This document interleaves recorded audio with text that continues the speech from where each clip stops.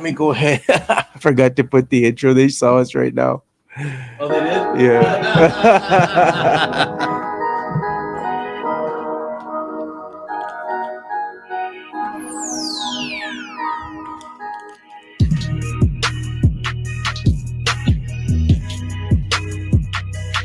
Well, they saw us, but can they hear us now? Now they can. Mics are hot. We're going to be talking about a porn star today? Let's do it. Oh, my goodness, man. That is the pop culture of it all today. I don't know how we're gonna do it. Do we try to bring up some pictures or something? Yeah, no, the not safe for work ones. No, Yeah, man. Let's see if we can find some. You know, I remember her from the TV show Entourage. Oh yeah. Yeah, that's how I remember her. Yeah.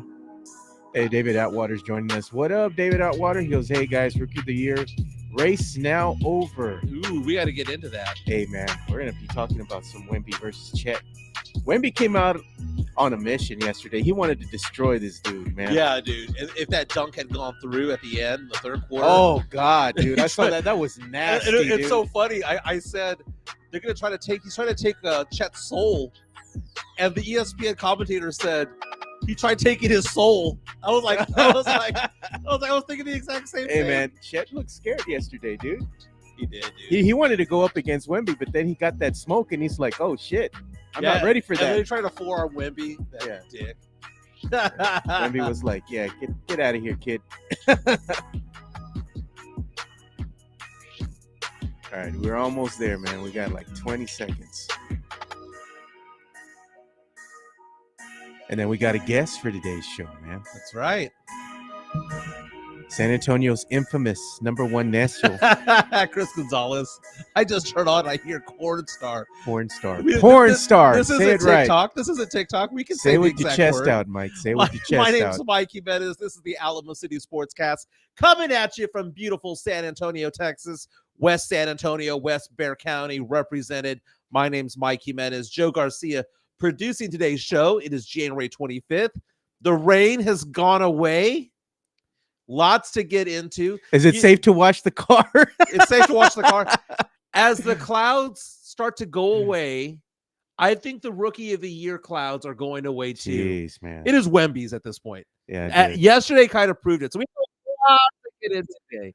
Yeah. Hey, we got somebody watching us from the Netherlands, man. Oh, yeah. Very nice. What's going on, Garrett, from the Netherlands? We have a lot going on right now. Okay, we're talking about the Spurs. We're talking about Wemby versus Chet. It was nationally televised on ESPN yesterday. Couple of things. What are your thoughts on the Chet versus Wemby last night? Them going mano a mano in the third and fourth quarter there. We'll get into that. Also, did you watch this game listening to it on ESPN or CW35? Because the local broadcasting versus the national broadcasting, and people were going back and forth on Twitter about this last night. You're going to listen to the guys over at ESPN or Sean? Yeah. Sean Elliott. And Bill Land. Right? Sohan. Oh, my God, dude. Was such a bad game. I don't know what to make out of this. We do have a special co-host today, Ricardo Fernandez from the United States Marine Corps. You know him as in the Fernandez. House. He'll be on in a few minutes as well. Yeah. A famous porn star has died. Necio Talk. Yeah. Okay. And it was so funny because I log on to various pop culture sites and I saw that her name was there. And I remember her from the TV show Entourage that was on HBO for many years. Now, she wasn't on all the time, but she made an appearance on there that I do remember from that show. Yeah. Maybe that's the photo that we'll show. Okay. As opposed I'll have to screen it first. Yeah. Don't worry. I'll find it. But before we get into all that, and before we bring Rick on, Fernandez on, my goodness, do you ever walk into a new restaurant and then it just hits perfectly? Because that's what happened to me this morning. I just got back from Sazon or whatever that's called. Oh, you remember I was telling you about Sazon. It was great, dude. Right? I'm telling you, man. Okay, so Sazon, by the way, they are not a sponsor of ours. Oh, no, man. No. Okay, we live off of Petrenko Road. I live outside of 1604. You live inside 1604. Yeah. We're about 4 or 5 miles from each other, but right in the middle is a new restaurant called Sazon. Now, they used to have a different location. It's right Caddy here. Corner near the HEB, about a mile away. And it was kind of it was like a little shopping center type of restaurant. Yeah, this little strip mall that they had right Yes, here. Yeah. right next to the Buffalo Wild Wings. Yeah. And now they moved to a standalone building close to Stevens High School. That place opened up in December is amazing. I can see that place for birthday parties, for graduation parties, for, all sorts of things like that. It's nice inside. It reminded me of like a legit Rosario's. Yeah, it's nice. I dude. like Rosario's. Don't Yeah. get me wrong, but Rosario's is kind of uppity, right? Sazon is kind of like puro, but it's nice.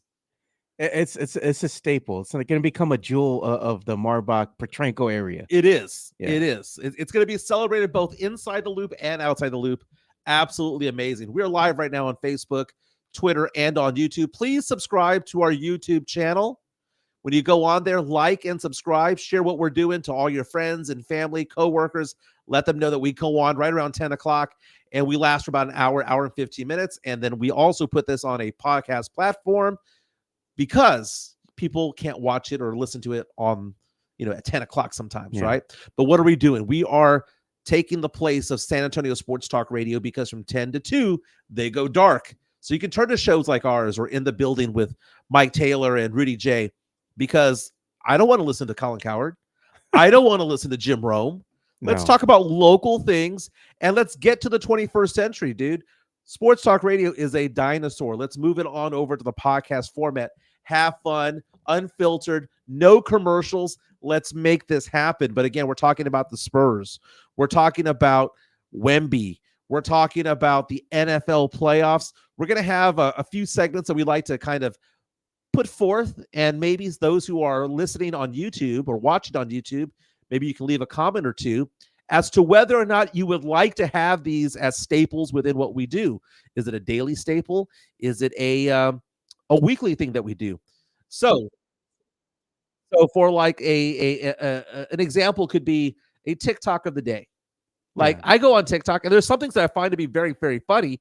Maybe I can share a TikTok of the day. We have a bunch of Nestials here, dude. We have they like the girls, right? Oh, yeah. We talked earlier about, Sydney Sweeney yesterday. We talked about various people, various celebrities. Your favorite Taylor Swift, Tiffany Amber Tyson, all that, right? Maybe we have the listeners present to us someone that they follow on Instagram or someone that they follow on TikTok that they think, man, that girl's hot. You should follow her. Yeah. Maybe we should do that.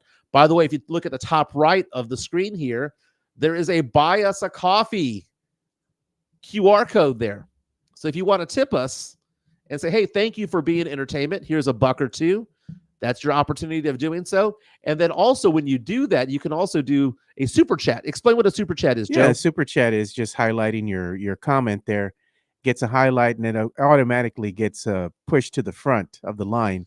And you can, it's like a little tip. So it's like anywhere from $2 to $5, $10 I've seen. You decide it, and it all goes to helping the show, keep going and make a little bit of improvements here and there. And we're not paying our bills with this. No. What we're doing is we're paying for cameras. We're paying for lighting. We're paying for toys, graphics, being able to put things on Spotify, being able to do things on YouTube, editing equipment. So it's not for us to like pay our CPS bill. Yeah, no, it's keeping the show going. It gets pumped back into the show. So let's bring in our guest. Yeah, I do see him. United States Marine Corps, California, San Diego area. We've got Ricardo Fernandez, also known as Spurnandez. He's infamous. The infamous Spurnandez. We're talking about the guy that you see collecting the cups wherever he goes. What's going on, my favorite Marine? Doing? What's up? Hey, what's up, guys? Thank you guys for having me. Speaking of stacking cups, you already know. You can find this at Bear County, exclusively. Bear County Social Apparel, understood. No cease and desist on this one. No cease and desist on this one. Hey, man, I gotta ask you something. Not yet. Gotta ask you something, man. This is funny, dude. Our boy Chris Leja is running a poll on Twitter, right, for the best nickname for Zach Collins. Did you see that? I saw that. Yep, I saw it. We gotta do your girl like this, man, because you know how she has an infatuation with Collins. That's her Spurs crush, right?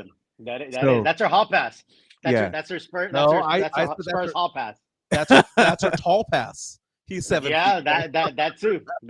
Yeah. Yeah, so it's funny, dude, because she was chiming in the chat as well, trying to give him a nice nickname. And right now at the top of the list, the nickname that I gave him, Booty Crumbs. You know? Hey, that I don't think anything could beat that one, bro. That Yeah. one is that's the OG.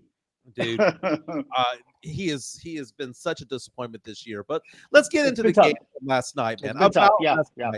About last night, the Spurs took on the Oklahoma City Thunder at the Frost Bank Center. Not a very good night for the Spurs. The Spurs got blown out 140 to 114, but we did get to see Victor Wembanyama go head-to-head with Chet Holmgren.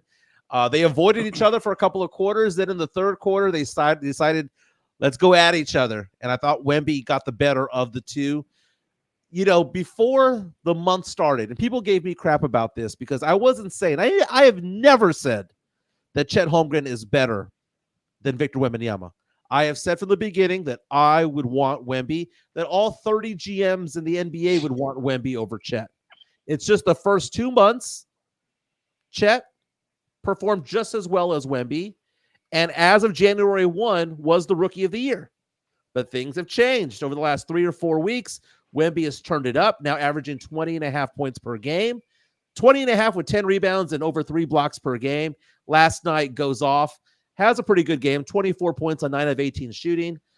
Missed all 3 3-pointers, but he did have 12 rebounds, 4 assists, and 4 blocks. Chet Holmgren for the Thunder, 17 points, 9 rebounds, 4 assists, 3 blocks. So the Thunder got the win, but Wemby got the better of the two. This was on national TV, Fernandez. Do you think that yesterday Wemby took control, not just slight favorite, but took control of the Rookie of the Year race? You know, absolutely. I think and obviously we're Spurs fans, right? I'm a Spurs homer, if you will. Respect to Chet. Dude's an amazing player. I mean, the dude is talented. He's got a lot of skills. Sans Wemby, Chet would be, running away with this. But I agree. I think if everything's the same and both of them were at the same level, the winning record of the Thunder would probably put them over the top. But I think yesterday you saw the difference. And I feel like Chet was avoiding Wemby. Wemby was guarding Chet from jump. So I feel like he was. So to me, Wemby was guarding Chet from jump. Chet started kind of guarding Sohan a little bit, and then towards the end, they went at it a little bit. But I think he did. I think he showed, they're both skilled, they're both talented, but there's just something else that Wemby has inside him, and you could see after them dunks and after his reaction, right? You could he wanted it. Some other players might be like, oh, my record is so low and my team's down. You wouldn't know Wemby's team's record is what it is by just watching him play. If you're in a vacuum and just watching him go at Chet, you wouldn't know the circumstances about his team's record and whatnot. So I'm curious how Chet would be performing in an environment like that. So that's why, to me, I think it's something that's just mentally and in here that Wemby is gonna pass Chet. Do you see Wemby flexing on Chet when he had that dunk? Oh my God. He stared him down, dude. He's like, "What's up, fool?" He bodied him up in the third quarter and dragged him, essentially pushed him back into the basket, got the dunk, and then on the other side, 10 seconds later, Chet is called for an offensive foul because he got pissed off. He Wemby. Yeah, you see him. He it's a frustration. He went in there and he was in his head, and again, that's I think anybody's reaction, but you saw how Wemby got under Chet's skin. Jesus Rivera reaches out to us on our YouTube chat, says Wemby dog walked Chet. And then I like the one from Sam Salinas earlier. He said something to the effect of, I'm surprised Pop didn't take Wemby out when they started going one-on-one with each other. But that's kind of the thing. Taking a look right now at FanDuel, right? So FanDuel yesterday named Wemby the favorite for Rookie of the Year. They put him back in as favorite, right? After last night's game, it's no longer a slight favorite. They now have Wemby as the overwhelming favorite at minus 180 to win. They have Holmgren at plus 150. Just to let you know, that's basically saying that Wemby's now an 80% favorite to win Rookie of the Year, according to them. Really, it's a two-horse race. But I think what we saw yesterday was the difference between a future superstar and a future all-star. Chet Holmgren's gonna be an all-star. Okay, he's gonna be an all-star in the sense that LaMarcus Aldridge was an all-star. Okay, at no point was LaMarcus Aldridge, who may very well be in the Hall of Fame one day, and I think that he has the bona fide to do so. But he was never a superstar, and Wemby is the superstar. And last night we're seeing that, and now the question becomes: so the question on January 1 was, "Oh my God, is Wemby going to actually win Rookie of the Year?" Because he has competition. That competition's gone away. Now the next question is Wemby going to be an all-star this year? Because his points per game when the month started was like he was like at 18-9. That's not all-star level. But when he up it to 21-10 or 21-10 with 4 blocks per game, 3.5 blocks per game, now they don't have a reason not to have him there as an all-star. I think he's right on there. I don't think he'll be named to the all-star team initially, but very much like DeJounte Murray got in when someone got injured. I think it was Draymond who got hurt, and they said, okay, well, we need to add in a substitute. I think that's how Wemby gets in. I could see that. And I think you're right, man. He's just on the cusp. You know what I mean? He is right there. And like you said, the numbers aren't lying. He's putting up all-star numbers. It's also, though, the other bigs in the league, So I think he is flirting with all-star, right? And again, there's politics involved. I think the NBA would love to have their golden goose, all the international media and all they're out there. He's going to go out. He's there for the skills challenge. We already know he's going to be in Indianapolis. He's already a name to the skills challenge. So he's going to be there. Hell, I want him in. I got my sneakers. I'm already here. Yeah. Hey, I want him in the dunk contest. I mean, you can argue him in all the events, right? But no, we know he's going to be involved in these festivities because he's going to be in the skills challenge. I think you're right where he's in the cusp, and this is probably the only year he will be. Because going forward, I think he's going to be all-star every year. But going with the team as it is, the numbers weren't all-star level at the very beginning, but now that they are, I don't do this a lot, but I think I agree with Jimenez. He could get in on a injury or replacement or something like that. I'll tell you what, if he doesn't get named to the team, he's the first replacement, right? So I look at it this way, Fernandez, when it comes to it all. Right now, when it comes to scoring, Victor Wembanyama is 43rd in the NBA. They're going to take 12 from each conference, right? I would think 15, but they're only doing 12. And it's no longer the team LeBron versus team whomever. It is actually Western Conference, Eastern Conference, the way God intended. Yes, thankfully. Yeah. But let's look at the people above him, okay? Those that are tops in scoring. Luka Doncic is going to get in by the vote, right? So that's one right there. We saw Shai Gilgeous-Alexander yesterday's SGA, obviously going to get in, right? Kevin Durant's averaging 29 points per game. He's going to get in. So that's 3 right there. Let's go down. De'Aaron Fox. I mean, he needs to get some love. The guy's averaging 27 points per game, averaging 6 assists per game. So that's 4. Devin Booker, 27 points per game. That's 5. Steph Curry's going to get in more than likely because of the vote and because he's awesome. Nikola Jokic, MVP. Anthony Edwards is a phenom himself. That's 8. We keep going. LeBron, obviously, that's 9. That's going to get in through the vote. So now let's get into the nitty-gritty of it all. Anthony Davis. Okay, is he going to get in over Anthony Davis? Probably not. So now we're at 10. Okay. Now let's get out some other names here. Kawhi Leonard. Okay, that's the LA name. Let's call that 11. Who is number 12? And here are the candidates for number 12. Desmond Bane from Memphis. Does that make anybody excited? Desmond Bane. I mean, he's a good player, averaging 24 points per game, but he is Desmond Bane. What about a player like Paul George, who's a perennial all-star himself? Karl Anthony Towns.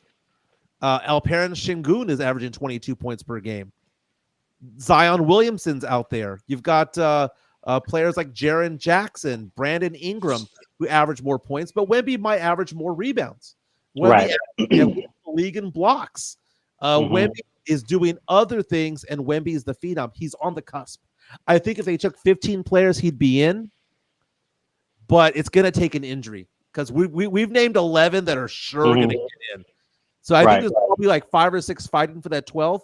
But if Ty goes to the runner and the NBA and you're the commissioner, wouldn't you want to have Wemby there as opposed to Desmond Bane? Wouldn't you want to have Wemby there as opposed to Brandon Ingram or Alperen Şengün? Wouldn't you rather have Wemby there as opposed to Paul George? Who gets excited about Paul George? He's a good, great player. Future Hall of Famer. But who gives a crap about Paul George? They're not even excited about him out here in SoCal, man. So you know. Let me ask you a question, Fernandez. No, I agree with that. But yeah, what's up, bro? So, in order for Wemby to get voted into the NBA All-Star game, he needs votes from the fans, right? Of course, San Antonio is a small market, but hey, the fans like to go and they vote for their favorite players, like always, But to me, it's been a little bit disheartening how the Spurs, they don't even have a campaign going on for Wemby like they've had for other players in years past. Hey, vote for your favorite Spurs, to push them into the All-Star game. There's no talk about that. Absolutely zero. It's not they're not even making a push to put Wemby or, hey, vote for Wemby, put him in the All-Star game. It's all done just like, grassroots kind of thing, hey, word of mouth, the Spurs fans telling other Spurs fans, vote for Wemby. I mean, what are your thoughts on that? Why the change from the Spurs in this? I will say that's odd. That is a little odd. They obviously know, that's normally how it goes. And listen, I've been accused of being a homer and always, and I'm not, but I'm just trying to think about this logically. There's got to be a reason for them not like that. The PR team is great. Jordan runs that PR team over there, and they're amazing. Is it like Wemby doesn't want that? I don't know. I'm just asking the question because that just seems too odd to me that they're not doing that. Because I don't know. I'm just like a logical person. There has to be a reason to me. I don't think they're just not doing it for no reason. And I don't know the answer. So I'm not sitting here saying that, but it is odd to me. I think it's odd that the official Spurs website or Twitter isn't putting it out like they did. I remember with Kawhi. Oh man, when he was our beloved son here, everybody was voting, and it was a big thing, and we did all this kind of stuff. Same thing with DeJounte. So I do find it odd that they're not pushing it. I don't know. That's a perplexing one to me because, like I said, they're a smart team over there, PR folks. I think I feel like maybe it's by design for some reason, and I don't know. I really don't. I'm usually not. That's the thing. It is done by design. It pop in the front office. Right. I feel like somebody, and maybe Wemby's on board with it. I don't know. Maybe Wemby is like, look, we get all these things about, don't bother me after 9:30. He likes to read, whatever. He doesn't like to be part of the cameras. He doesn't really care that they're around. Maybe Wemby is like, look, I don't want that push. If I get in, I get in. I don't know. I'm just saying, like, I'm trying to find a logical reason because it is kind of strange to me that they're not pushing it. Hanover Fist reaches out to us on our YouTube stream, says Spurs don't want Wemby, these all-stars, to get in his ear. I don't think so. I've heard that before for people. Listen, people will get in your ear no matter where you're at. Like you know what I'm saying? It don't take a bunch of people. Listen, Indianapolis, no offense if you're from there, isn't like a vacation destination. So it doesn't take everybody to join up together in Indianapolis and get in his ear. You know what I mean? They'll get in his ear regardless. I don't know. I really don't. Here's the thing. He's there anyway for the skills challenge. So that whole they don't want all-stars in his ear is debunked right there. He's there for the skills challenge. So now again, the all-star team is not just voting. It's also exactly. Media. It's also media, coaches, right? Coaches have, yeah. The fan vote is like a small percentage of it, to be honest. I mean, the starters get named tonight on ESPN or TNT rather tonight. Just a little FYI: the last time a rookie was named to the All-Star team was back in 2011. Blake Griffin. Before that was 2003 Yao Ming, and before that, 1998 Tim Duncan. So in the last 25 seasons, only 3 rookies have been named to the All-Star team, which means LeBron didn't make it as a rookie. Right. So if you go back in time beyond that, you had players like Shaq and Dikembe Mutombo, David Robinson. Robinson and Duncan both made it as a rookie. Wemby on the cusp. He's on the cusp. He's on the cusp. And I'm telling you, I'm not ruling out that he doesn't make it. He might sneak in, man. He might get there, like you said. And if it's one of those things where and I'm not saying he's going to get a pass. His numbers are there. But like you said, when it comes down to it, the excitement and selling tickets is Wemby over a guy like Bane, right? Just for name recognition and for international flavor. And like, he's going to bring some all moments to the All-Star game. Like, so I'm not ruling out that he doesn't make it outright, but if he doesn't, I think Jimenez is right where he's the first. And there's always replacements, right? They name players, and then it's like as soon as you name a guy, it's like, oh, they're not playing, and here's their replacement. So I think he's gonna be there, one way or another, right? And well deserved. All right, starters, captains named tonight, 6 p.m. tonight on TNT during the NBA tip-off presented by CarMax. There's a doubleheader of games tonight. They're going to have the Celtics and Heat, Kings and Warriors tonight. Again, before all that gets going, they'll name the All-Star starters. The game takes place on February 18th, like you mentioned, in Indianapolis, Indiana. Skills challenge, Wemby will already be there. Wemby's stats for the month of January, if he had done that in November and December as well, he'd be a shoo-in. Yeah. He is playing at an all-star level right now. Now, one of the big things about yesterday was that Pop lifted the minutes restriction. Went from 24 minutes now up to 30. And it's not like a lot of Spurs players play above 30 minutes anyway. So at this point, I don't feel like there's a restriction anymore because they were going to play him over 30 anyway, right? But that was nice to see. Now, yesterday, the game was nationally televised. And I asked a question on Twitter yesterday. Are you watching this on CW35 with Sean Elliott and Bill Land? Or are you watching this on ESPN with the national hosts, the national play-by-play guys? And you did not have an option yesterday. You're in California talking to Spernandez, 1234 United States Marine Corps, out there in California right now. If you were home right now in San Antonio and you're watching the game, would you have rather have watched it with the local commentators or with the national ones? Actually, I do have an option because I have the league pass, right? I have to have the league pass out here because they don't, other than national games, I don't get Spurs games out here. So I do have the league pass. So that's why I get to watch the games. And of course, the league pass feeds the local. Sometimes, side note, sometimes it doesn't. Sometimes I have to watch with like the local like Sacramento Kings feed, which is kind of odd, right? Because sometimes it doesn't give you the option. So that's a story for another time. But again, I'm a homer, quote unquote. I love Sean Elliott and Bill Land. I watch national though. I watch national. I feel like, and it's not so much about it's some of the commentators. It's just the production, the ESPN. Like I just my man yesterday said, Wemby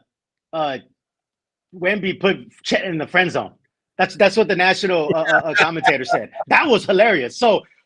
I love Sean and I love Bill. Those are my guys. We all know that. But just something about the national folks that I feel like you get something different energy, different vibes, the production value. So for me, I will watch on the national stage. What is this with you agreeing with me all morning? What is going on? I don't know. This might be the apocalypse. Listen, it's raining out here. It's raining out here in SoCal, which it doesn't rain a lot, right? We got some flooding here in San Diego. So and that never happens. This could be the sign of the apocalypse. It's flooding in San Diego. Fernandez and Jimenez are agreeing with each other. So I don't know, man. The thing's coming 3. So if there's another third weird thing in this world, there might be the apocalypse. I don't know. So last night, ESPN had Mark Jones doing play-by-play, and the analysts were Monica McNutt and Andrea Carter. I found it interesting because when Chet and Wemby were going after each other, I was going back and forth between CW35 and ESPN.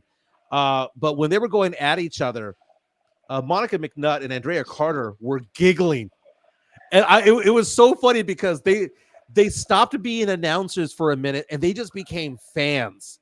Yeah, and they were like, "Oh my God, he went for his soul!" They're going after. Yeah, and then when Chet fouled Wemby, like I said, they weren't announcers anymore. They were just fans going, "What was that?" And it's like they were not professional anymore, but not in a bad way. They were not being professional in the sense that it'd be no different than you and I calling the games. They know ball because they have played ball. Hey, now that might be something, Fernandez. Hey, we got to do this one time when you come back here. Yeah, we got to get in my studio here and we'll watch a game live. and we just play by play, and we kind of heck yeah, I love it. That sounds like a good idea. I'm here for that. But yeah, better than Manning Cap. Yeah, exactly. And we just gotta have Steph with the mimosas, right? And we'll be golden. We'll be golden, right? Hit different, bro. Exactly.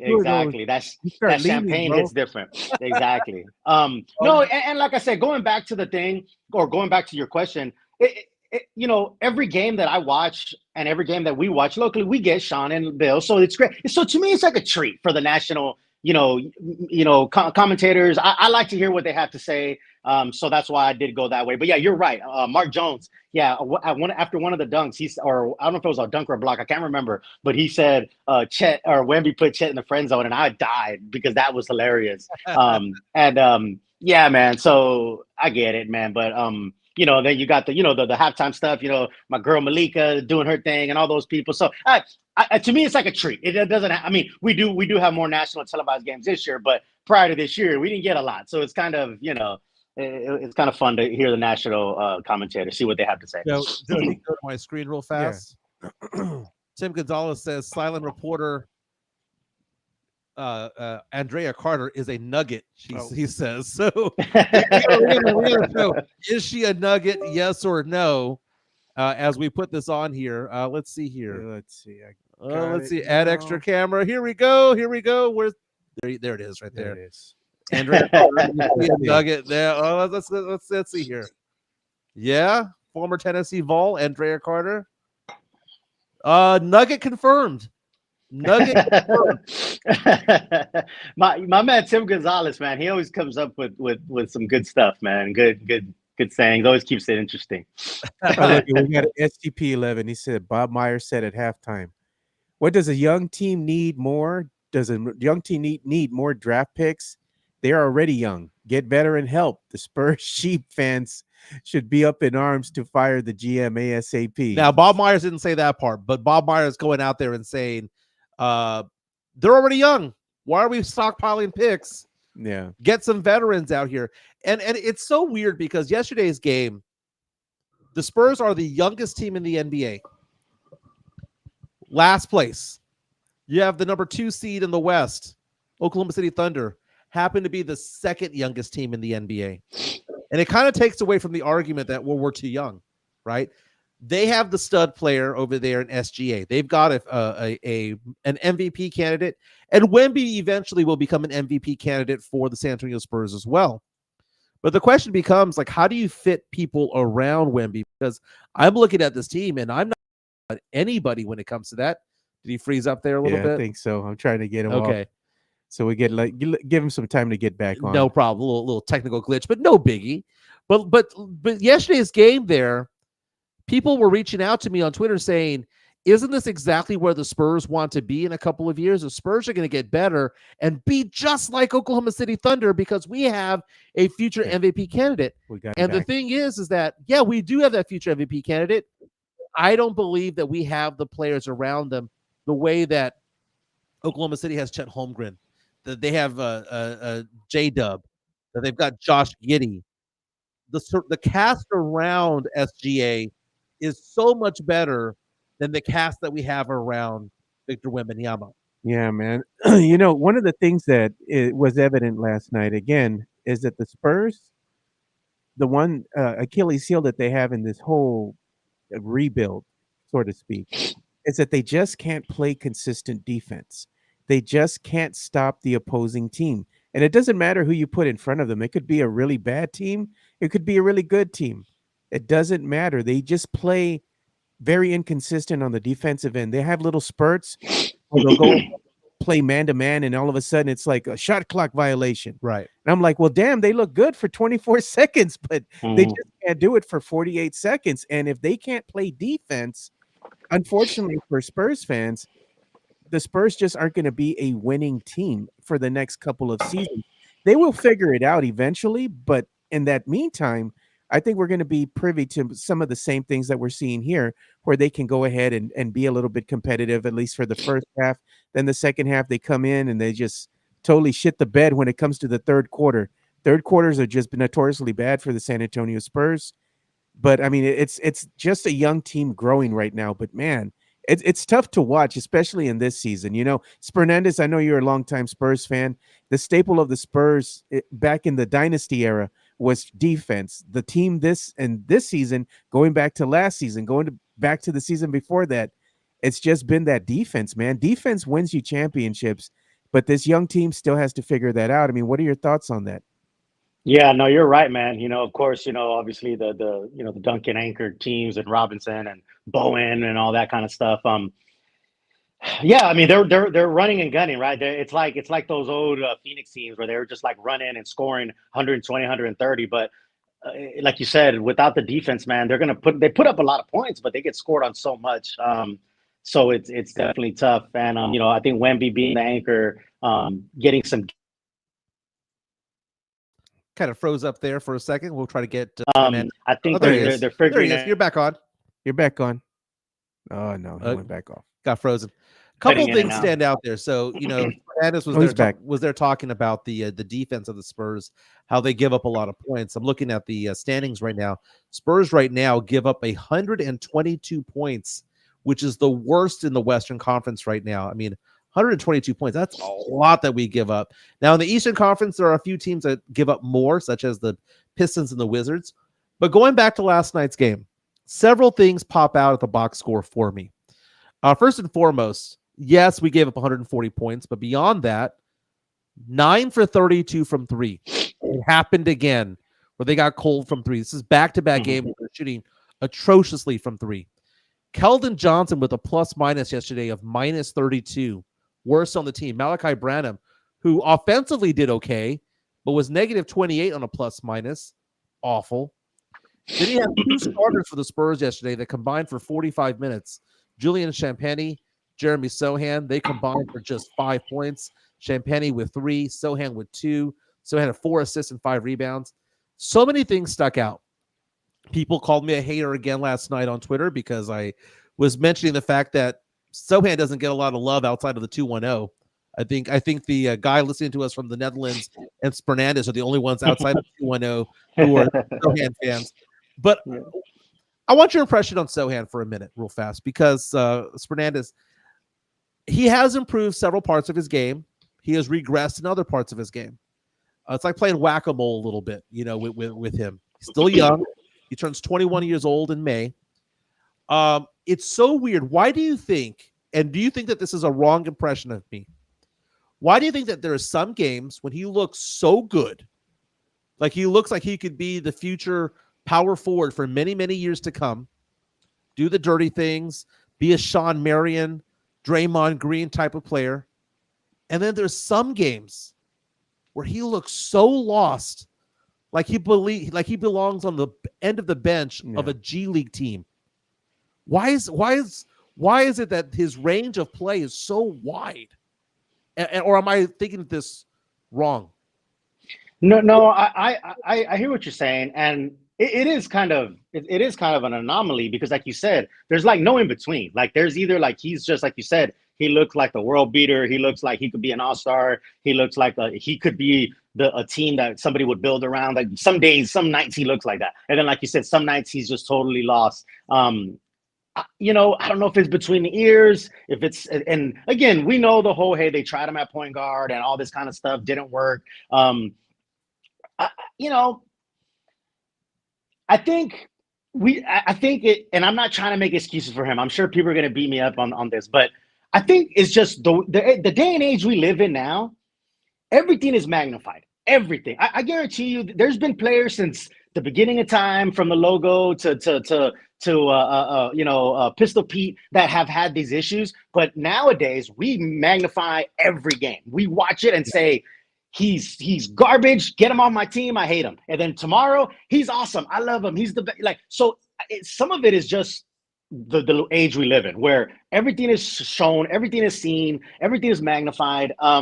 I'm sure there's been players, you mentioned Sean Marion or different people, who went through lulls like this where, hey, they were doing well there. I mean, that's life. Life is like that. There's days where I'm sitting around like I don't know what I'm doing. I can't even, chew bubble gum and walk at the same time because I got so much going on. And then there's other days I'm like the best thing since sliced bread, like best thing since shoestrings. I don't know. Like, I don't know, man. And I'm not trying to like talk around and not give an answer. It is perplexing. It really is. It is. And the kid's he's got the want. I think he has the drive. He's got to be put in the right position. He's not the number 2 guy. He's not, I think he's getting his own head too. I think some of these guys, and I love Devin and all these guys. I don't think our number 2 guy is on our team right now. And I'm so sorry. I don't, right? But when you accept that, hey, maybe I'm the number 3 guy. Maybe Devin is, or maybe I'm the number 4 guy. If you accept that and you flourish and you grow where you're planted, maybe he's still trying to find his way. And again, he's 21, right? So, hey, we got a comment here from the Drew Show. Thanks for the $5 super chat. We do appreciate your support. He says Pop and his coaching staff thought playing zone D against the best shooting 3-point team in the NBA was going to work. Not players' fault. And that's what he was referring to yesterday against the Oklahoma City Thunder. And it was interesting because the Thunder were playing zone D from a lot of the game as well. They were. It was like watching a college game yesterday. Yeah. The zone they D. were just running, dude. It was just run and gun. And that's the thing is that, okay, so one of 2 things is actual and factual, as TLC said back in the day. Either Pop has lost it, or the players are so bad that Pop does not have any combinations there to make an adjustment at halftime or make an adjustment in the game. Because one of the 2 is actually there, because if it's the players, well, then that's Brian Wright's fault. If we do have the players to make adjustments and Pop's not doing it, well, why isn't he doing it? Now, I was talking to Jeff Garcia from Locked On Spurs and Ken's 5. Don't forget to follow him, subscribe to Locked On Spurs. I do on Spotify. I do on YouTube as well. I am the guest today on Locked On Spurs. Nice. So we answer a mailbag of questions, and Sohan is one of the topics there. And it's kind of funny because, when you look at Sohan, on one hand, Spurs fans will say, well, he's averaging more points, rebounds, and assists than last year, and blocks compared to last year. But then if you notice points per game, assists per game, or points, rebounds, blocks, and all of that per minute is actually lower. So he's averaging more because he's playing more, right? So it's kind of like a catch-22. He's gone from 24% 3-point shooter to a 37% 3-point shooter, but his 2-pointers have gone from 52% to 46%. And when it all averages out, it just goes boom. You're right back to where you were the day before, the year before.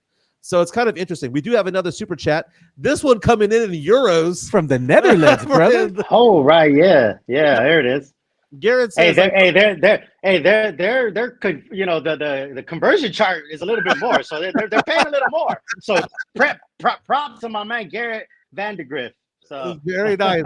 Garrett says, quote, I know the Spurs are searching for a point guard, but in my opinion, the guard issue isn't as bad as the front court besides Wemby. Try Barlow down the road. That's a very good point, Garrett. And I love these super chats that are coming in because they're actually bringing up some really good points when it comes to things. This draft, the Spurs might have 1 first-round draft pick, might have 2, right? That Charlotte one is never going to happen, dude. That's going to turn into second rounders. Technically, we could get it as a first rounder next year, but beyond that, if it doesn't convey next year, it turns into second rounders in 2026. The Toronto pick will convey at some point, whether it be this year or next year. Toronto, top 6 protected. Right. They are right now the 6th worst record in the league. So right now it's a coin flip as to whether the Spurs are going to get it or not. Yeah, look at this comment from Chris Gonzalez Fernandez. Sohan is the Dak of the Spurs.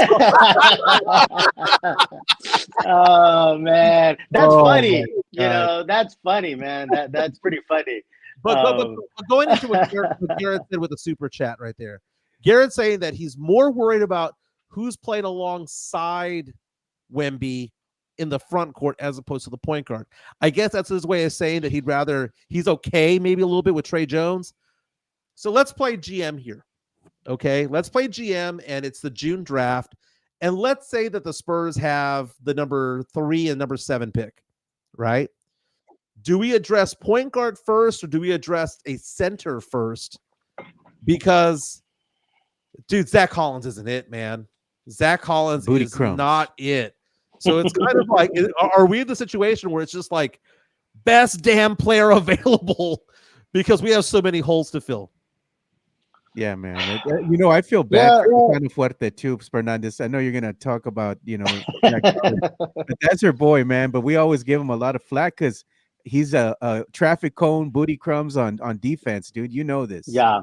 No, it's wild, and he got paid. You know what I'm saying? He got paid, and he's out there.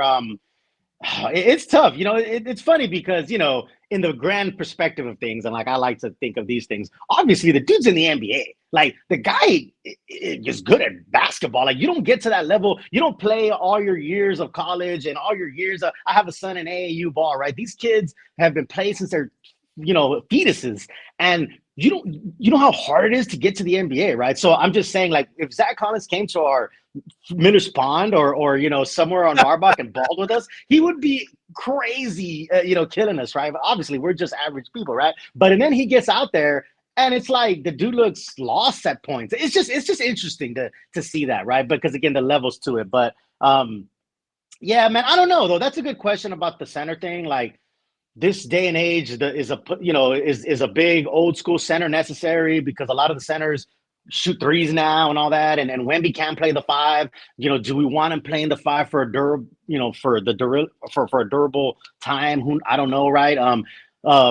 Historically, a point guard and a big is a Shaq and Kobe, a Tony, a Tim has always been a combo, right? So having like an elite point guard with Wemby is something that's looks pretty fun. Looks like something that would help, but another big next to Wemby would also be great. You got this dude, Sar, right? This kid Sar. Him next to Wemby would be amazing. Yeah. So Tony Hill reaches out to us on our YouTube chat right now saying Wemby with an Alamo Sar in the front court would be setting up a lethal attack for 10+ years. Drew Show and a few others earlier in the thread that we have here was saying keep an eye on Zachary Rissarchet, a small forward out of France. We know that the Spurs front office was watching one of his games last week. They went out to Europe to go watch. I truly believe that if the Spurs had the number 1 overall pick in the draft, they would probably take Rissarchet for a variety of different reasons. We need everything, right? He's a playmaker. Yeah, he's wing. He's a 6'9" wing. When I think of 6'9" wings, I think Sean Elliott. Averaging right now 18.5 points, 6 rebounds, couple of assists, has a very good court vision. And it's so interesting because I think that's the guy that's rising up all the mock drafts right now. And maybe he's not that center that we need or that big that we need. But if you have him alongside Sohan and Wemby, there might be something to develop when it comes to that. He's a playmaker, man. He's that's a playmaker. Yeah, exactly. He could probably play some point guard. He could handle the ball. He could play some 3-2. The dude could play a lot of different positions, right? So I agree. So when I look at this Dillingham from Dillingham at the back end as a shooter, we need someone who can knock down threes, man. Yeah, we need someone who can knock down consistently. Yeah. Oklahoma City has nothing but guys on their team that can shoot threes, dude. Right, and that was clearly evident yesterday. They even had what's that guy's the Latvian laser? What was his name? The former Spur that we used to have. Bertans. That brother was cold as ice the whole game. They put him in garbage minutes. He comes right up the court. Money, bro. He just shoots a 3. I'm like, what the hell, man? So last night on the Ringer, if you follow the Ringer website, Kevin O'Connor has his big board for the upcoming draft. And one of my favorite parts about the big board, because the Spurs have a 50% chance of having 2 top 8 picks. He goes out there and says, here's the player comparison of all of these guys. Alexander Sarr, who is playing in France right now, 6'11", 19 years old, 7'4" wingspan. Jeez. They say that he has shades of Jaren Jackson Jr. Okay, so Jaren Jackson is a very good player for Memphis. It's a guy that is kind of a fringe all-star as well. Other players, he has Cody Williams the freshman wing out of Jalen Williams' brother, the brother of the guy that's in OKC. Yeah, that kicking ball too. Jalen Williams averaging 18.8 points per game. Yeah, and his brother, Jalen Williams can ball, and his brother Cody Williams can ball. Yeah. So I found that to be interesting that they have him there. They say that he is Shade's throwback name, Jalen Rose. Oh, Fat Five. Yeah, Fat so they Five, Jalen Rose. Yeah. Zachary Rissarchet out of France, 6'8", also 6'8", 6'9", depending on who's measuring. 19 years old, weighs 202. Has a man's body there. Shades of Michael Porter Jr. saying that he's a catch and shoot threat. He has great positional versatility, and he can shoot while moving with the ball. Now, number 4, they have Nikola Topic, who's playing out of Serbia. They say that it is kind of a Goran Dragic type of player. Yeah. Okay. Jacoby Walter out of Baylor, 6'5". They considered him kind of a Chris Middleton type of player. Reed Shepherd out of Kentucky. They say he reminds them a lot of Derek White. Rob Dillingham out of Kentucky. Lou Williams, who doesn't have a lot of love for Manu, but Lou Williams. And then Stephon Castle, Anthony Black, but other names out there that the Spurs might be considering. Ron Holland, that's another point guard name there.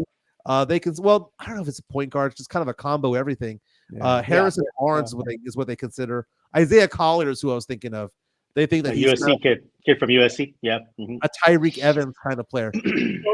There's some solid players, man. There might not be any, obviously there's a once in a generation where there's a Wemby in a draft, but there's some solid players in that draft, man. That could be pieced around Wemby.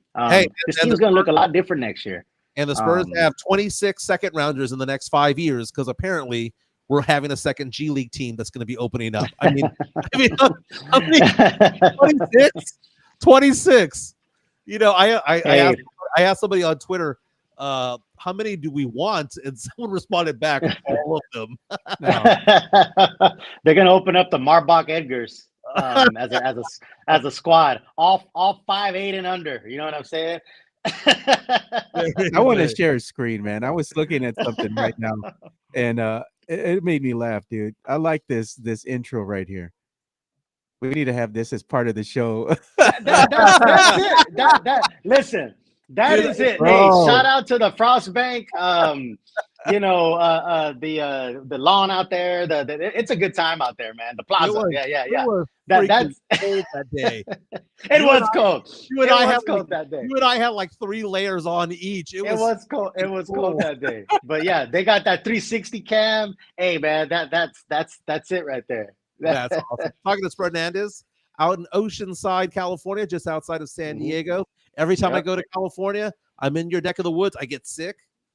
I know, man. I know. You were in LA recently, and I was hoping we could link up, but you were sick, and I was, man. I can't. I got COVID.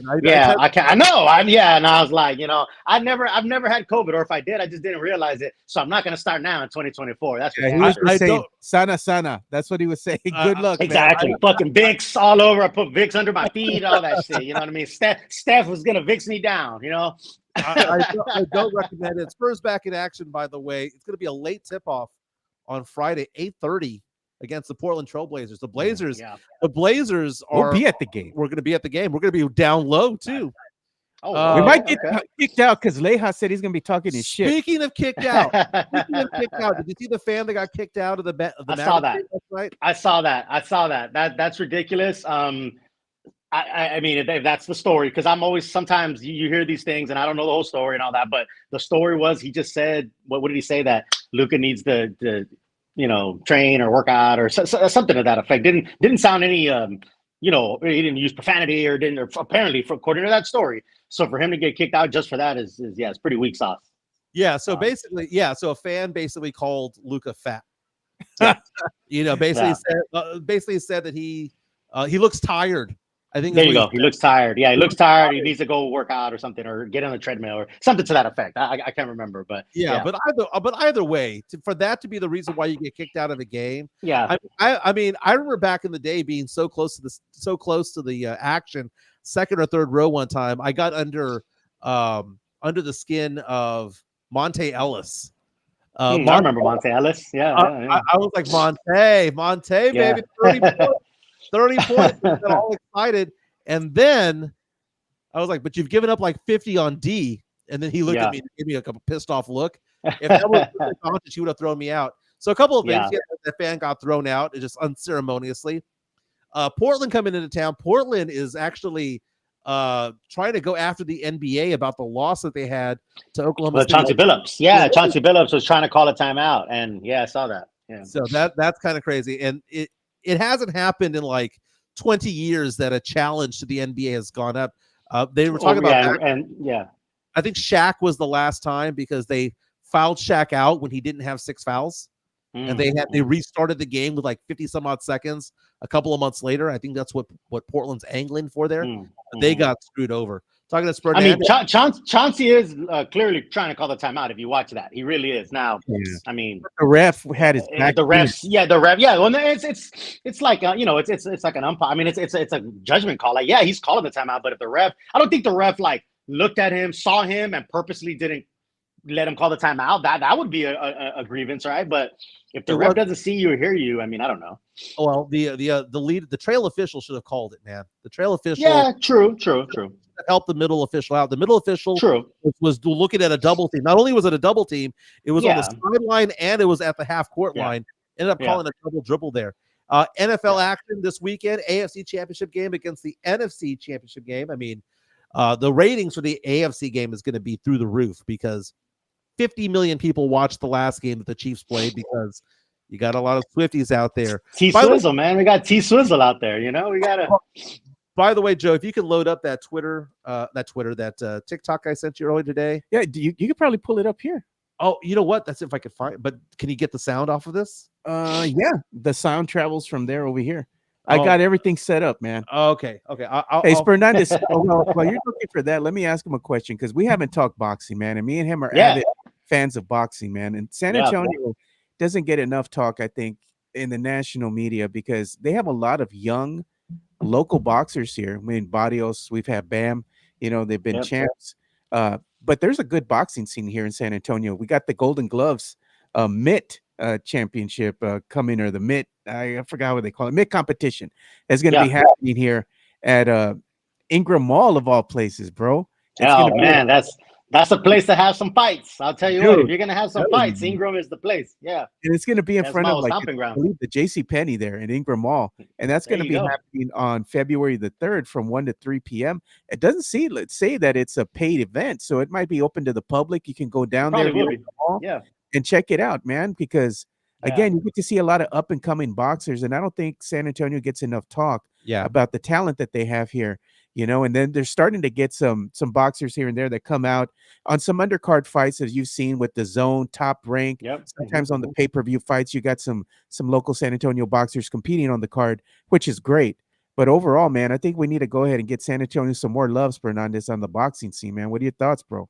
Yeah, absolutely, man. And I'll tell you what, if you have a chance to go out and watch those guys and gals, and because there's gals out there too, for those Golden Gloves, I mean, I competed in the Golden Gloves back in the day. One of our best Golden Gloves fighters ever is Jesse James Leja, right? And I know him and his sons have a gym in town, and they do a lot of stuff with local fighters. So that's definitely something that we should kind of highlight more in these shows, because there are some great young talent, male and female boxers that, man, I'll tell you what, the Shrine, they put together fights sometimes at the Shrine, and those are fun. And you got Robert Garcia, very legendary trainer out of Oxnard, California, who came up with Fernando Vargas, all those guys. And Robert Garcia, if you know boxing, you know who he is. He trains a lot of these fighters from San Antonio. He trains Bam, and he brings them out to his gyms out here in SoCal. So definitely a good boxing scene in San Antonio.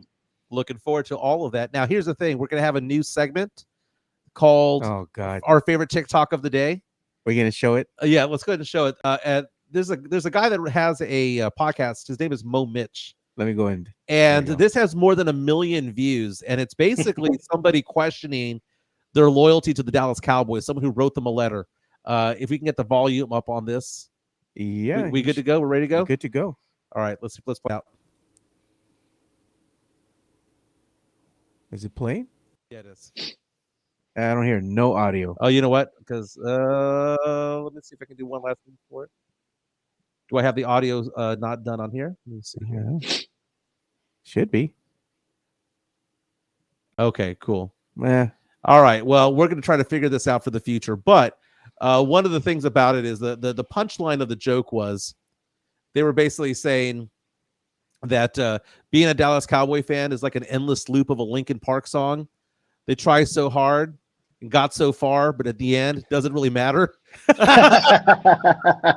man, Fernandez and me are avid Cowboy fans, bro. That's My funny. That is funny. But man, I gotta tell you, Fernandez, man, I get tired of the losing, bro. In big games, like the regular season to me doesn't mean jack shit. Yeah. What means something to me is if Dak is able to get the boys a win in the big moments, and that's where Yeah. he's failed consistently. And it's not just Dak; the team as a whole, they fold, man. When the lights are shining the brightest, you know what's about to happen, dude. And I knew this was going to happen when Green Bay, Green Bay, they're going to play Green Bay, and Cowboys fans, this is our year. Yeah. They're going to dominate Green Bay, blah, blah, blah. They're at home. They're going to be undefeated. I'm like, hold up, man. Green Bay has an undefeated record against the Cowboys. It don't matter, man, at home. Something's got to Yeah. give. And sure enough, man, those 2 picks that Dak threw did not help, but it's tough for Cowboy fans, man. That was a tough one. I will say that was a tough one. Yeah. Chiefs Ravens this weekend. Ravens are by 3.5 points. What's the better storyline? The better storyline is the fact that the Chiefs could be a dynasty, 3 rings in 5 years.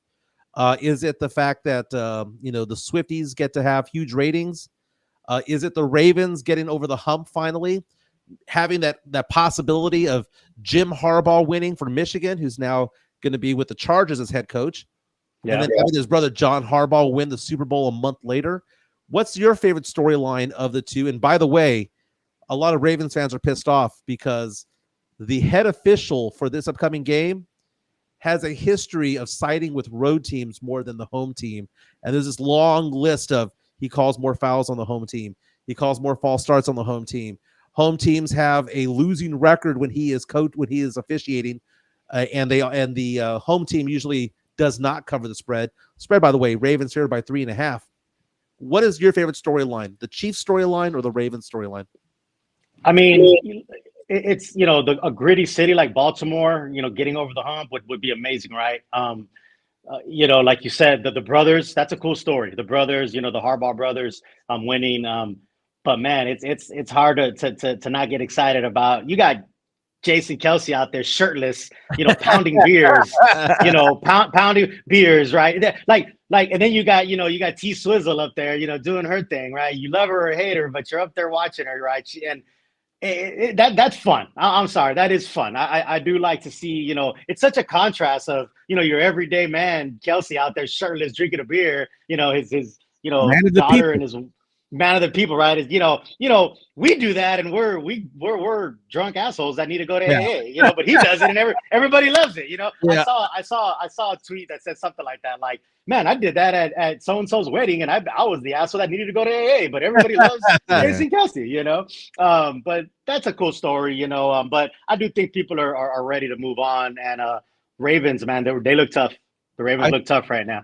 I saw the Buffalo newscast the other day about the kid that Jason Kelsey picked up because the girl had a Taylor Swift. The little girl with the Taylor Swift sign? Yeah. And he carried her to the window so that she could show the sign to Swift. Yeah. Very cool. I hated the Tom Brady dynasty. I hated it. I was tired of it. But I'm not tired of the Mahomes one. And I like Travis Kelsey. And I have no ill will towards the Chiefs, so it just kind of is what it is. The evening game is going to be on Fox, Lions and Niners. Niners trying to get their 6th ring to match what the the New England Patriots have. Right now, the Lions are underdogs by 7.5 points. That means the 49ers are favored by 7.5. I tell you what, I think the Lions are going to win this game. Lions are tough, man. That Dan Campbell, man, I like him, man. He's a gritty coach. He's a tough dude. If it's close, I think they can kind of steal one and pull it and sneak it away because they're tough, man. They're gritty. But I'm just worried that the Niners might jump all over them. I don't know. I'm looking at Sam Laporta, the rookie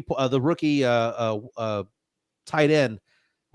10 touchdowns, 889 yards receiving during the regular season. You talk about the defense of the Niners and how they have great linebackers But the thing is, how do you get past that? It's tight end play. Your best friend is a tight end. Cowboy fans know this because Troy Aikman had Novacek, and Romo had Witten, and all of that stuff. That's the security blanket, man. It's a security blanket. Those tight ends, Laporta is getting better and better as the weeks go on. Just a complete stud tight end out of Iowa, just 23 years old, just turned 23 a couple of days ago. I like the Lions. I like Jared Goff not making mistakes. Same as Brock Purdy, dude. I like the fact that they have a 1-2 combo at running back, with Jahmyr Gibbs being the lightning to the thunder that is Montgomery. Zach Ertz got signed to the team yesterday. I saw that. Yeah, I saw that. I look at it and I think to myself, if Deebo Samuel doesn't play, that offense of San Francisco is different without Deebo, because Deebo goes in there, they rush him, they have him in motion. You got to keep an eye on him. If he's not there, they can focus their attention on Christian McCaffrey. Lions defense can focus on that and dare Brock to beat them. That's it right there. So if Deebo plays, okay, I can see San Francisco winning but not covering. But if he doesn't play, or he's only 30% or 50%, give me the Lions in that game. By the way, I already see that we're coming up on, man, we've been on for about an hour. Let's get that entertainment bump music going. Okay, let me go ahead and play that.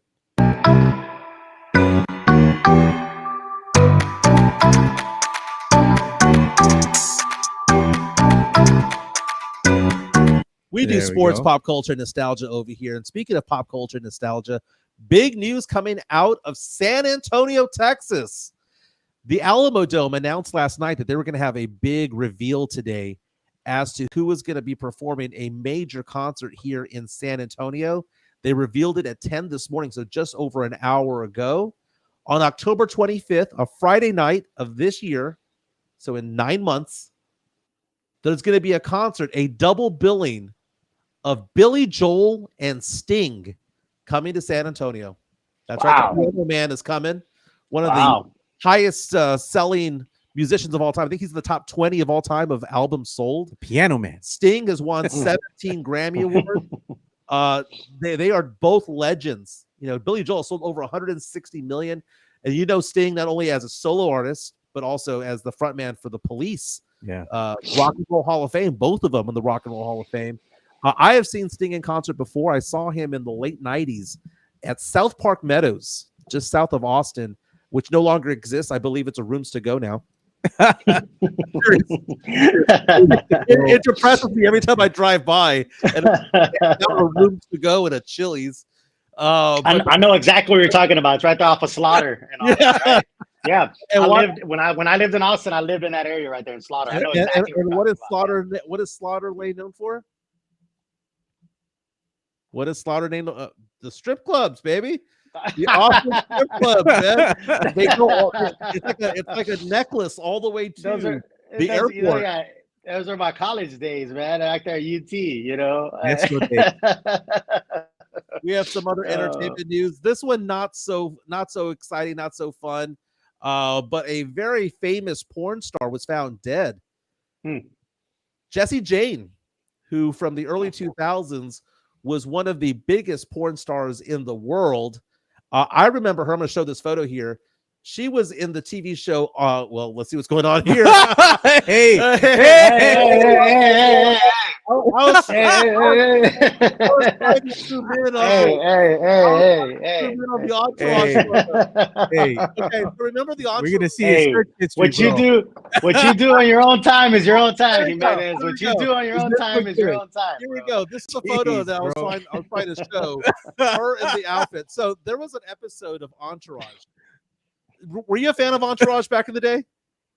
I watched it. I wouldn't say I was a big fan, but I watched it. There was an episode where I believe it was Aquaman was coming out, and there was this one guy who's kind of a reporter that does all the Comic-Cons that was going to give it a bad review, not because he thought the movie was bad, it's just he didn't like Vinny Chase, the main character.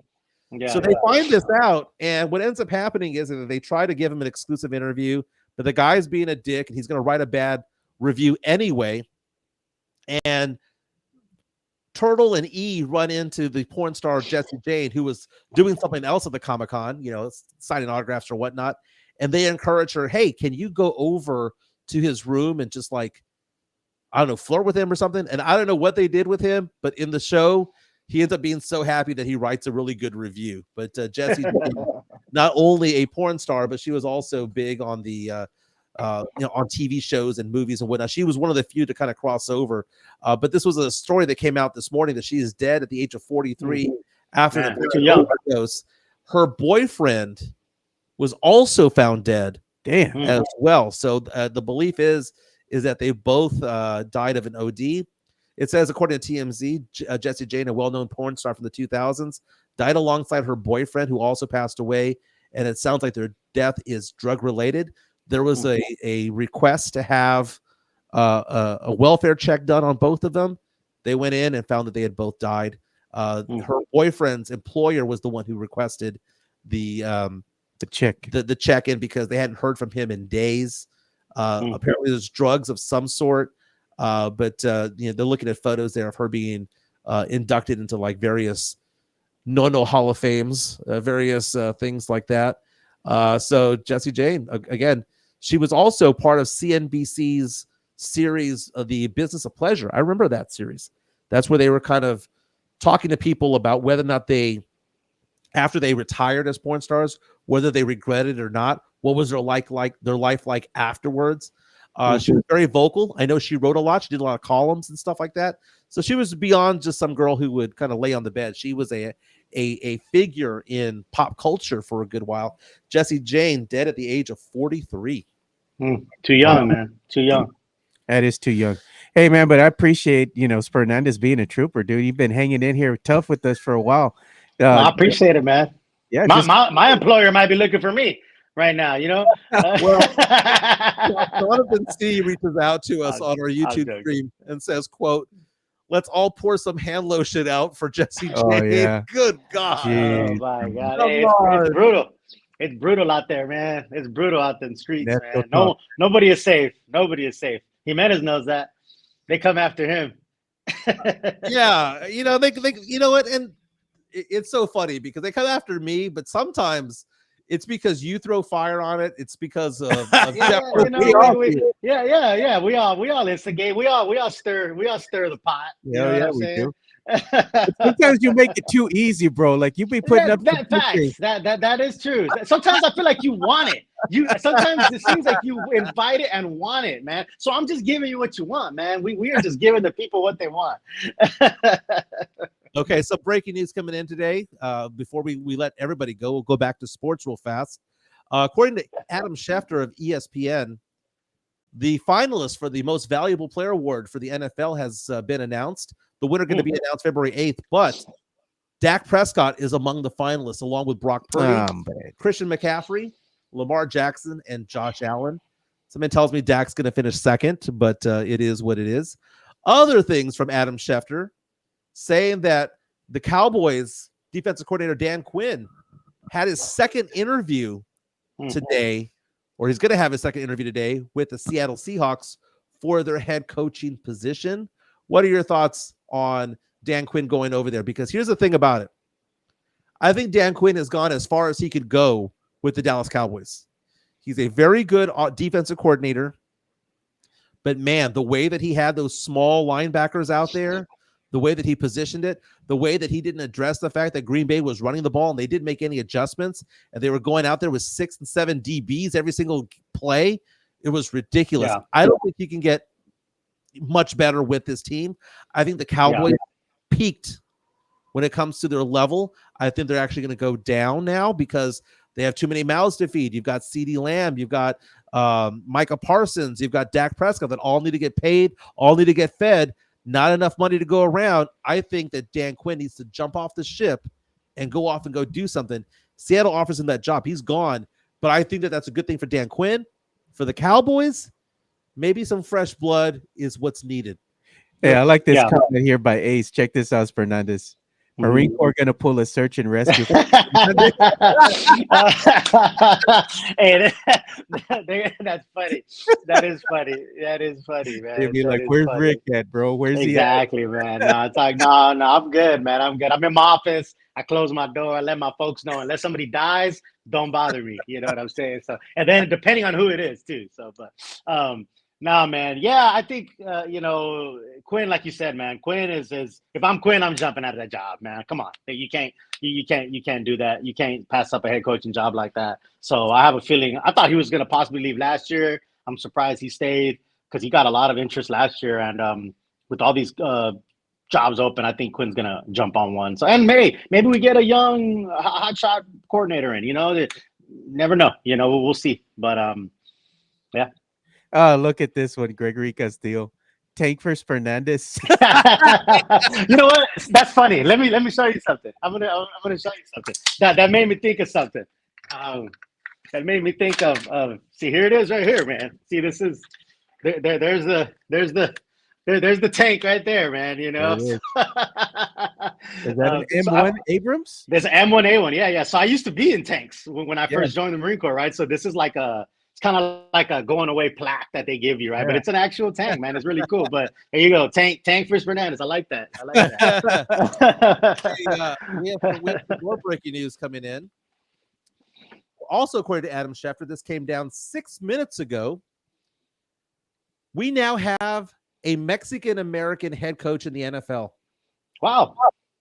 Canales. Mm-hmm. The Carolina Panthers signed Dave Canales. Mm-hmm. And it says that Canales and Panthers GM, the new Panthers GM, Dan Morgan, spent 8 years together in Seattle from 2010 to 2017. They'll be reunited, leading the Panthers as their new head coach GM combo. Canales was served as the Tampa Bay Buccaneers offensive coordinator, mm-hmm. if I'm not mistaken. So working with players like Baker Mayfield and led them to a second round spot in the playoffs there. Very interesting. This is a guy from California, the son of Mexican-American immigrants. We now have a Mexican-American coach. I wanted to get a Mexican-American president, dude. If we ever get a Mexican president, bro, I'm showing up to Washington and my son. I'm going crazy, bro. They'll be birthers shit all about it, dude. Trying to stop it. You know that. You know that. I'm waiting for my time. Me and Fernandez, even my sister left. She's in Maryland, so we're just a stone throw. She's just a stone throw away from Washington, D.C. And she's already told me if we ever get a Mexican president, me and her are going out there. We're gonna represent, bro. Hey, it's a nice area, man. DC is a really nice area. I'll tell you what. Hey, man, but you gotta watch it with the crime. That crime over there is no. Of course. I mean, no. It's rough. There's rough parts. Obviously, DC is rough, but there's some nice parts too, man. That's a cool little area to be around. So. We're talking about DC. Yeah. Can I? Oh my God, we now have a Jimenez story. Tall tale. But here we go. And it's Dennis Fernandez for this one. Here we go. These are stories that I remember out of life. That you have to mention something for me to remember it. So many things have happened to me because I was a member of the media and all the different things that I did back in the day. But I used to do freelance for several organizations, both Democrat and Republican, and I would do videos for their award ceremonies, kind of like mini documentaries, 3-5 minute stories about it all that would play at these events, right? I was a former news reporter at KBB for 5 years, former news producer and sports producer at KSAT and Kent's. That being said, I was doing some freelance work in Washington, D.C. We were talking about D.C., right? And Marcus Floyd, who is a photographer still, sports photographer for Ken's 5 now. So he's underneath the basket at basically every game. He used to play football, if I'm not mistaken, for the Air Force. And we went to this nightclub in Washington, D.C. I must have been in my late 20s.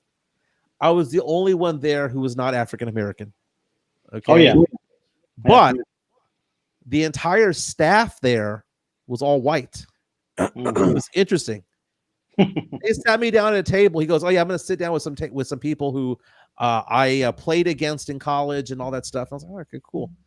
And I didn't think anything of it. We sat down at this table, had drinks for about an hour, 2 NFL legends were at that table. Andre Reed and who? Oh my God, who played for the Smith? Who was the Smith player? Who, Buffalo? Or we're talking about from Buffalo Bills? Or yeah. I got Bruce Smith? Bruce Smith. Bruce Smith. Yeah. Bruce Smith and Andre Reed were at the table. I remember Andre Reed because he was a wide receiver and he was, I guess, more known as far as the media. Bruce Smith was a really good player. Bruce Smith was a very good player. I mean, a Hall of Famer, if I'm not mistaken. But yeah, I sat down, had a couple of drinks with them. They were very nice. They did not become boys, but these are things that happened that I wish I had a cell phone camera for back in the day. This probably happened in 2002. Whatever last year is kind of when it happened. But very, very cool. Andre Reed's a really cool dude, man. He actually lives out here in San Diego. He does a lot of stuff for the community out here. I've met Andre Reed. He's a really, really good guy. Yeah, really good guy. Yeah. Andre Reed with 13,000 receiving yards, one of the all-time best receivers out there.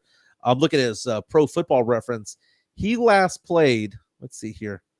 He last played in 2000, so it was 2000 when it happened. Damn. Last season was with the Washington Redskins.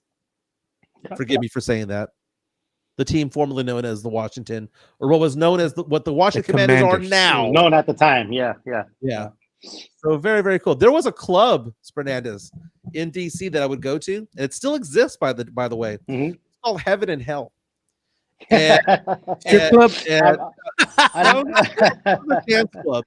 And you walk in there, the downstairs is hell, right? Yeah. All the lights are red. Yeah. Right. And it has like a fire theme and all that, and it plays like hip hop music in there.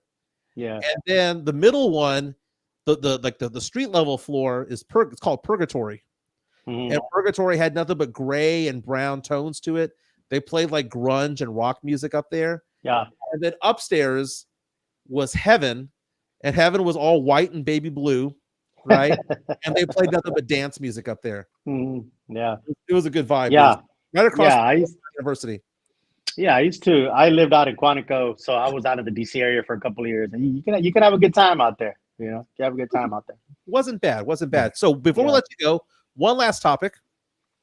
I noticed that your girl, Chicana Fuerte, Stephanie, she at you on Twitter asking you to take her to the Lovers and Friends tour in Las Vegas May 4th. The pre-sale is tomorrow. You have to sign up for it. Did you sign up for it? Because I did. I also did sign up for it. Hey, she adds me. She throws these hints. They're not very subtle. So they're like, hey, let me at you at this tour, or let me at you for this concert or something, right? So that'd be a good time, man. I love Vegas. We love Vegas. But yeah, I am definitely signed up and looking to get out there. Man, if you want to know where to go in Vegas, man, you got to hit up my boy here, Fernandez. Yeah, he's got it down pat, bro. He'll tell you. Go here, do this, do that, dude. They added. Vegas is that's your jam. They added some names to this. So this is Saturday, May 4th. The tickets, by the way, for general admission are $395. That includes the tax and all that stuff. If you want to have VIP is $695, and that's going to include the ability to get in without a line. Those general admission people go on this line, the VIP go on this one. VIP also gets you closer to the stage because you have an area for just VIP. And then also it comes with private bathrooms, and it has AC bathrooms. This is May 4th. By the way, the concert gets going at 11 a.m. It ends at midnight. It's 13 hours long. I thought it was a 2 or 3 day festival. Damn. But it's an hour-long festival with like four or five different venues on the fairground. It's a 15-minute walk from the Venetian, so you don't have to Uber or whatever the case may be. But the Lovers and Friends tour has Janet Jackson, Alicia Keys, Mary J. Blige, Gwen Stefani, Snoop Dogg, Backstreet Boys, Lil Wayne, Nas, Ludacris, Nelly, Akon, Neo, T-Pain, Ashanti, Ja Rule, Usher, Sierra, TLC. New names being brought up: Robin Thicke, Tyrese, 98 Degrees. That's going old school. Craig David, love me some Craig David. Monica, Brandy, Eve, Jodeci, Keisha Cole, Timbaland, Maya. Oh, the thickness that is Maya will be there. I mean, even when you go all the way down, there's some It's names. that. Yeah, it's that. On. I mean, Escape, SWV, Method Man, Redman. Good Man. Lord. Rick Ross, Fat Joe, T.I., Mace, Jason Derulo, Sean Paul. Good God, I am going to be there. By the way, so $395 regular. Yeah. Hey, I think it's worth springing for them VIP, man. I'm telling you, because you're talking about private bath. You saw me at private bath or your own bathroom area. Air or whatever, conditioned at that, bro. Yeah, I'm telling you, man, it might be worth it, man, to spring for that VIP because that's going to be a big one. So people were asking me like, well, are you going to buy tickets? How many are you going to buy? I'm going to buy the maximum amount because if I can't find friends, you'll sell them. You could flip those easy. I can flip them, or B, who wouldn't want to go? Who wouldn't want to go? Yeah. And then they have a Cabana one that's for $950 a ticket, but that only gives you access to one stage, which is the main stage. And the main stage is only good at the Palace. R.I.P. Jesse Jane. R.I.P. Chet Holmgren's odds of winning the rookie. That is Fernandez. Fernandez, how can we reach you on Twitter, my man? Yeah, man. Hey, they're at Reels Fernandez. I appreciate the follow, man. I appreciate the love. It's all love. Even someone who hates, hey, we love to hate, but it's all one love, man. But please, hit me up with a follow at our Reels Fernandez, man. I appreciate you guys having me. Very nice. Hey, thank you for your service, my man. It's my pleasure. I know that you've been out there for a couple of decades representing this country. You're a war veteran at that. Respect you, my man. You are a Spurs fan through and through. You are all over the place. You go to all the games. You get all the good stuff. You're always on TV. Always. Yeah. The camera loves me, man. I've never met a camera that didn't love me, and I didn't feel the same way. So. And by the way, I may have met Paige Sporonic. You took a selfie with Malika Andrews. I did in LA. I did. I met her in LA, and she said she liked my bling, right? And so she was super nice, super sweet, right? So yeah, man. Is she a nugget? I don't know. I really don't know the definition of the nugget. Maybe I got to get back to Tim Gonzalez about that. But it sounds like it. On a scale of 1 through 10, if they're an 8 or higher, nugget. Okay, so she's a nugget. Certified. That is 20 piece. It's Ricardo Fernandez, Spurnandez, the real Spurnandez on Twitter. Thanks for being with us. Yeah, man. Appreciate you. Hey, thanks, Joe. Appreciate you guys. Appreciate it, man. Take care. Did a lot. Take care, man. We did a lot today, from Spurs talk to the Rookie of the Year talk to pop culture, some breaking news involving the city of San Antonio. Billy Joel and Sting performing here in San Antonio in 9 months. October 24th, I believe, is the date. That sounds like a good show. I'll show up for Sting, dude. Billy Joel doesn't do it for me. I listened to Billy Joel only because of my dad. My dad was always listening to Billy Joel back in the day. And I've listened to Sting, of course. I mean, growing up in the 80s and whatnot, you're going to listen to the Police, Even when he went solo, he had some bangers, dude, back in the day. The problem with Billy Joel is that song, We Didn't Start the Fire. Oh, in retrospect, we started all of them.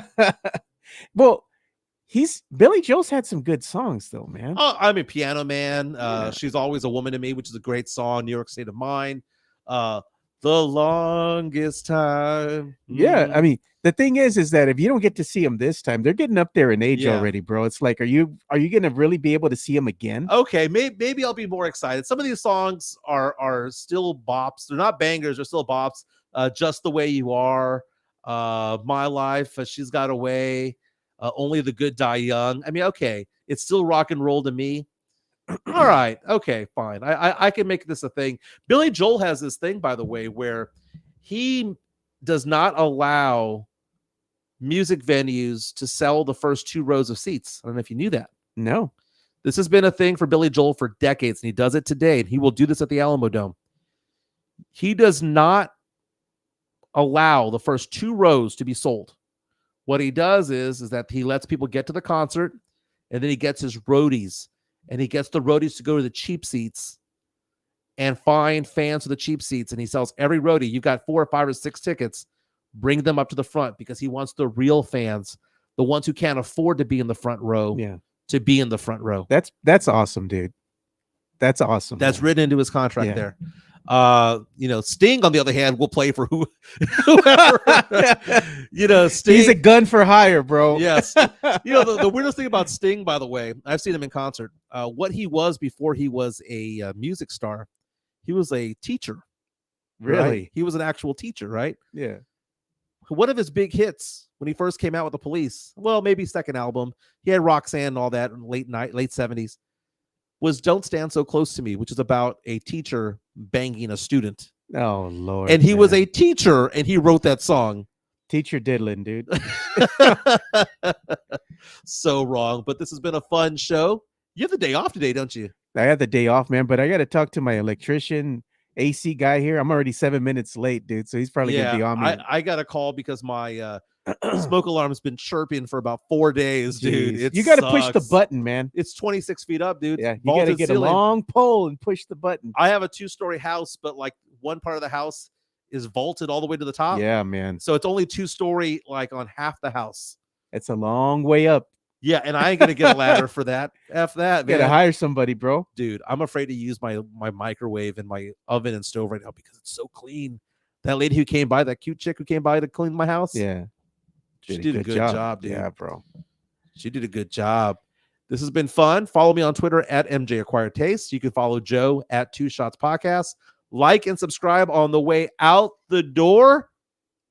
On the way out the door, and share what we do, because none of what we talked about today, by the way, is dated, right? So whether you hear it later on a podcast or whether you share it with your friends or whatnot, text it to them. Tell them, hey, follow these guys. Thank you for those of you who bought us a coffee or took part in the super chat. QR code is still up there. This has been fun. I got to figure out who Kathy Kelly from WWE is. Yeah. I got to figure that out.